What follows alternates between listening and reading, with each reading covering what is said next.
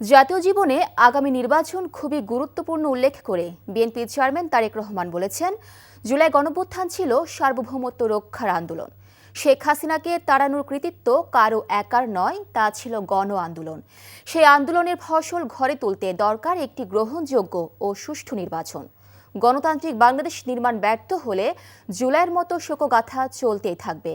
সকালে রাজধানীর কৃষিবিদ ইনস্টিটিউট মিলনায়তনে গণঅভ্যুত্থানে শহীদ ও আহত পরিবারের সাথে মতবিনিময় সভায় এসব মন্তব্য করেন বিএনপি চেয়ারম্যান। আরও জানাচ্ছেন ওবায়দুল্লাহ মামুন।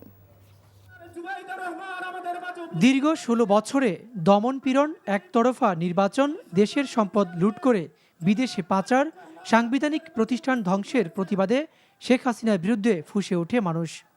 সেই জুলাই যোদ্ধাদের চিকিৎসা ও শহীদদের হত্যার বিচার করতে সম্পূর্ণভাবে ব্যর্থ হয়েছে অন্তর্বর্তী সরকার। আহত ও শহীদ পরিবারের শত অভিযোগের কথা শোনেন বিএনপি চেয়ারম্যান তারেক রহমান। আমি এতটুকু বিশ্বাস করি, বিএনপি ইনশাল্লাহ ক্ষমতা গেলে ইনশাল্লাহ আমাদের পাশে দাঁড়াবে, আমাদের সন্তানদের বিচার ওনাদের প্রায়োরিটির প্রথম পর্যায়ে থাকবে। অনেকে কথা বলতে সুযোগ পাননি, তাদের সাথে তারেক রহমান নিজেই আসন ছেড়ে স্টেজের সামনে এসে তাদের কথা শোনেন। এ সময় আবেগঘন পরিবেশ তৈরি হয় পুরো অনুষ্ঠান স্থলে। পরে প্রধান অতিথির বক্তব্যে তিনি বলেন, বিএনপি আগামীতে রাষ্ট্র ক্ষমতায় গেলে মুক্তিযুদ্ধ মন্ত্রণালয়ের মতো আলাদা আরেকটি বিভাগ খোলা হবে জুলাই যোদ্ধাদের জন্য। ২৪-এ যে যোদ্ধারা যুদ্ধ করেছেন তারা স্বাধীনতা সার্বভৌমত্ব রক্ষার যুদ্ধ করেছেন। স্বাধীনতা সার্বভৌমত্ব অর্জিত হয়েছিল ৭১ সালে, তাকেই আবার রক্ষা করা হয়েছে ২০২৪ সালে।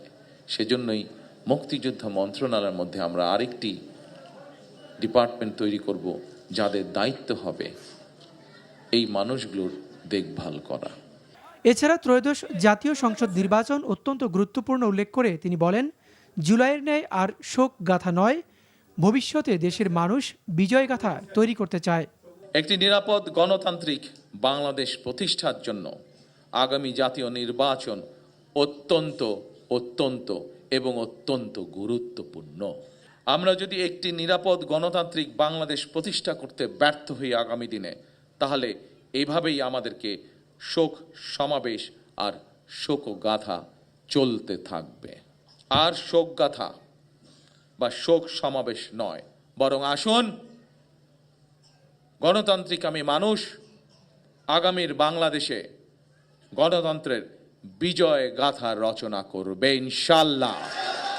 আগামী নির্বাচন নিয়ে ষড়যন্ত্র থেমে নেই উল্লেখ করে তা মোকাবেলায় জুলাই যোদ্ধা ও সাধারণ জনগণকে সজাগ থাকার আহ্বান জানান BNP chairman. Obaidullah Mamun, NTV news, Dhaka.